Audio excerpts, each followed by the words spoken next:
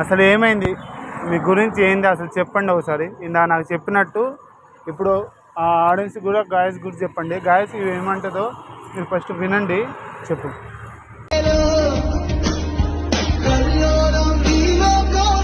First నుంచి అమ్ముతుంటే ఇక మాకు మా తండ్రి దగ్గర అమ్ముతున్నాం. తండ్రి దగ్గర అమ్మి ఒక ఆయనకి మహేందర్ అని ఒక ఆయనకి ఏదో షాప్ పెట్టాడు, ఐరన్ షాప్ అట ఆయన.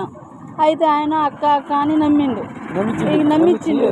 ఇట్లా నమ్మించి మాకు 1,50,000 ఈ అక్క అంటే సరే అని తమ్ముడు లెక్క అని అనుకొని మా ఆయన తెలవకుండా సరే ఇస్తా అన్నాను.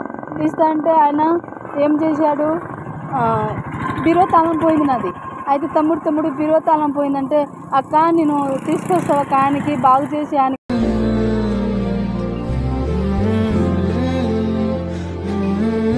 చాయ్ తాగి 1,50,000 తీసుకొని వెళ్ళిపోతే సర్లే తమ్ముడు చెయ్యన్న. అయితే 2 నెలలు ఆయన కూడా 2 నెలలు పెట్టాడు. సరే కాగితం మీద ఎందుకు రాపిచ్చి ఇంట్లో కూర్చొని మంచిగా మాట్లాడి తీసుకొని వెళ్ళిపోయాడు. సరే అనుకున్నాను. ఇక 2 నెలలు అయింది కదా, తమ్ముడు డబ్బులు ఇవ్వ అంటే సరే ఇస్తా అక్క అన్నాడు. అక్కడ ఇక్కడ 10 చోట ఎక్కడెక్కడ తీసుకుండో ఏరే డబ్బులు నాకు తెలియదు. అవి పెట్టి ఆయన వెళ్ళిపోయాడు. ఏడ్చుకుంటా ఇట్నే ఉన్నాను. ఇట్లా ఉండి మాకు తెలియదు వెళ్ళిపోయాడు. నా డబ్బులు పోయిందని అట్నే ఏడ్చుకుంటూ ఉన్నాను. ఇక అట్లే ఉంటే మళ్ళీ ఇక మా తండ్రి దగ్గర రోడ్డు పోయింది, హైవే అటుపోయింది.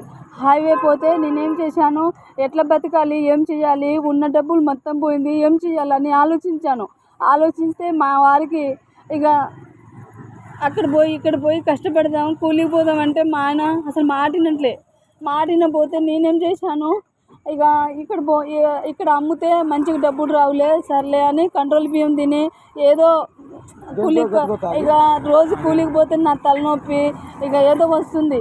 ఇక నాకు అసలే బాలింత వచ్చి ఏదో ఇట్లా ఉన్నాను. అయితే కూలికి పోతే డబ్బులు సరిపోవట్లేదని పిల్లలకి నాకు సరిపోవట్లేదు. మా ఆయన ఇట్లా తాగుతుందని నేనేం చేశాను, అక్కడ ఖమ్మంలో మంచిగా అడ్డ ఉంది కదా, ఇట్లా అందరూ అమ్ముతున్నారని ఒకరోజు ఖమ్మం వచ్చి ఇట్లా చూస్తుంటే అందరూ అమ్ముతుంటే నేను కూడా అమ్మితే అబ్బా బాగానే ఉంటుందని ఒకరోజు వచ్చాను. ఒకరోజు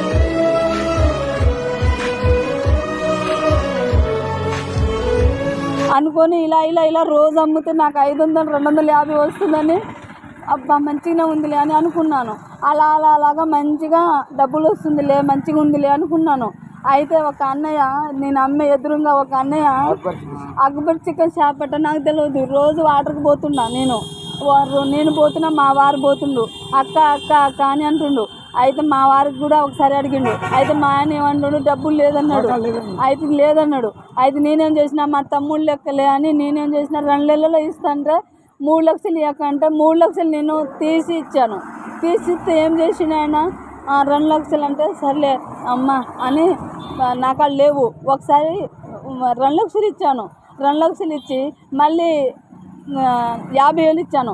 మళ్ళీ ఇంకో 50,000 ఇచ్చాను. 3 తమ్ములు ఇచ్చాను. ఇచ్చి ఆయనకు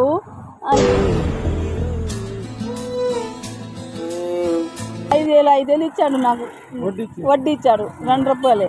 ఆ కాగితం కూడా ఉంది, రాపిచ్చాను. సర్లే అని తీసుకొని తర్వాత ఏం చేశాడు, ఇక ఆడ తీసుకుంటూ నాకు తెలియదు, ఎక్కడెక్కడ తీసుకుంటూ నాకు తెలియదు. మొత్తం ఐబీ పెట్టిండు. ఐబీ పెట్టి ఇక సంవత్సరం దాకా అయిపోయింది. ఇప్పుడు దాకా అన్నయ్య కోసం వస్తాడు మా అన్నయ్యలే అనుకొని ఇప్పుడు దాకా ఎదురు చూశాను. ఫోన్ లేదు, డబ్బులు లేదు, అసలు ఏం లేవు. మా ఆయన ఇక డబ్బులు మా ఆయనకు తెలియకుండా ఇచ్చాను కదా, ఒకటే తిట్టుడు తాగుడు అది మొదలైంది. ఇక నా డబ్బులు నాకు ఇచ్చేస్తే నేను దండం పెట్టి ఆయన కాలు పట్టుకుంటా. యాడ చూసినా నాకు ఫోన్ మాట్లాడితే, కవిత నీ డబ్బులు నీకు ఇచ్చేస్తా కవిత అని. వీళ్ళిద్దరూ నాకు ఇట్లా మంచిగా చేస్తే, నాకు డబ్బు నాకు ఇచ్చేస్తే నేను నా పిల్లలు మంచిగా ఉంటాం. ఈడ అమ్మటానికి కూడా రోడ్డు పోతుంది, వెనక రోడ్డు కూడా లేదు. యాడ అమ్మాలో ఏంటో నాకు అర్థం కావట్లేదు. ఎట్లా బతకాలో చేసిన డబ్బులు మొత్తం ఇచ్చేసాను. ఇది మాత్రం దండం పెట్టి మరీ వాళ్ళ కాలు పట్టుకుంటాను, నా డబ్బులు నాకు ఇచ్చేస్తే. మరి ఈ వీడియో వాళ్ళకి పోయిద్ది బాగానే, వాళ్ళు చూస్తే మరి మీ డబ్బులు మీకు ఇస్తారని నమ్మకం ఉందా? నాకు నమ్మకం ఉంది, ఇద్దరు నమ్మకం ఉన్నారు, నాకు ఇచ్చేస్తారు. ఇప్పుడు దాకా అన్నయ్య అని డబ్బులు ఇచ్చిన, నా తోడబుట్టాను అన్నయ్య అని డబ్బులు ఇచ్చినా కానీ నాకు అట్లా మోసం చేస్తున్నాను ఇప్పుడు దాకా అనుకోలే. నాకు ఇప్పుడు దాకా ఒక ఫోన్ కూడా మాట్లాడలేదు అసలు. మరి వాళ్ళ నెంబర్లో బ్లాక్ లిస్ట్ పెట్టిరా లేకపోతే మీది ఆ నెంబర్ బ్లాక్ లిస్ట్ లో పెట్టారు, బ్లాక్ లిస్ట్ లో పెట్టారు. సిమ్ తీసేస్తారు, ఏంటో చిచ్చాప్ వస్తుంది. ఎక్కడ పోయేది కూడా తెలియదు మీకు? అసలు ఎక్కడ పోయిండో తెలియదు మాకు. వాళ్ళ ఇల్లు గిల్లు ఏం అసలు తెలియదు. వాళ్ళ ఇల్లు తెలియదు, వాళ్ళు అసలు మరి ఏమీ అట్లా తెలియదు. ఎట్లా నమ్మిరు మరి మీరు? అన్నయ్య అంటే ఇక్కడ నాకు తెలియకుండా అన్నయ్య అంటే సర్లే మంచోళ్ళని ఇచ్చేసాను. కానీ అదే నమ్మి డబ్బులు ఇస్తే మళ్ళీ ఇస్తారేమో అనుకుని నువ్వు నమ్మినవు, కానీ మోసం చేసిరు వాళ్ళు. ఆడవాళ్ళకి మోసం చేస్తారా అట్లా? అదేలే చేయొద్దులే, కానీ మీరు కూడా ఇచ్చినప్పుడు చూసుకోవాలి. వాళ్ళు చూసుకోవాలి, అదే తప్పు. ఎందుకని నా డబ్బులు నాకు ఇచ్చేసట్టు నాకు హెల్ప్ చేయి. అట్టే కానీ వాళ్ళకి చెప్పండి, వాళ్ళకి చెప్పండి. వాళ్ళు ఖచ్చితంగా వాళ్ళకి షేర్ చేసి ఖచ్చితంగా ఇది చూపిస్తారు. వాళ్ళకి చెప్పమ్మా, నువ్వేం చెప్తావు వాళ్ళకి చెప్పు. నా డబ్బులు నాకు ఇచ్చేసారని 100 సార్లు అదే మాట అంటున్నా, అదే మాట్లాడుతున్నాను. దండం పెట్టి మరీ దండం పెట్టి చెప్తున్నాను. మహేందర్కి అక్బర్కి ఇద్దరికి కాలు బట్టి చెప్తున్నాను. మరీ వాళ్ళు చేయి పట్టుకుంటా వాళ్ళకి దండం పెడతాను. 100 సార్లు 1,000,000 సార్లు దండం పెడతాను. నా డబ్బులు నాకు ఇచ్చేస్తే డబ్బులు అదే నాకు. మా డబ్బులు మాకు ఇచ్చేస్తే మేము బీదోళ్ళం. మరి వాళ్ళు బీదోళ్ళు అంటారు, వాళ్ళ పిల్లగాళ్ళు ఏందో, మరి వాళ్ళ ఫ్యామిలీ వాళ్ళు ఏందో తెలియదు, కానీ వాళ్ళ పరిస్థితి బాగాలేదంట. వాళ్ళు తీసుకొని వాళ్ళు ఎక్కడికో వెళ్ళిపోయారంట, ఫోన్ లిఫ్ట్ చేయలేదంట, బ్లాక్ లిస్ట్లో పెట్టారంట, అసలు సిమ్ము తీసేసిరంట. సంవత్సరం దాకా ఆయనేమో 6 సంవత్సరాలు అయింది ఇప్పుడు దాకా చూసిన. మహేంద్ర 6 సంవత్సరాలు అయింది ఇప్పుడు దాకా చూసిన. ఇప్పుడేమో సంవత్సరం అయింది, సంవత్సరం దాటిపోయింది ఇప్పుడు దాకా చూసిన. ఇప్పుడు దాకా రావట్లేదు, ఫోన్ లిఫ్ట్ చేయట్లేదు.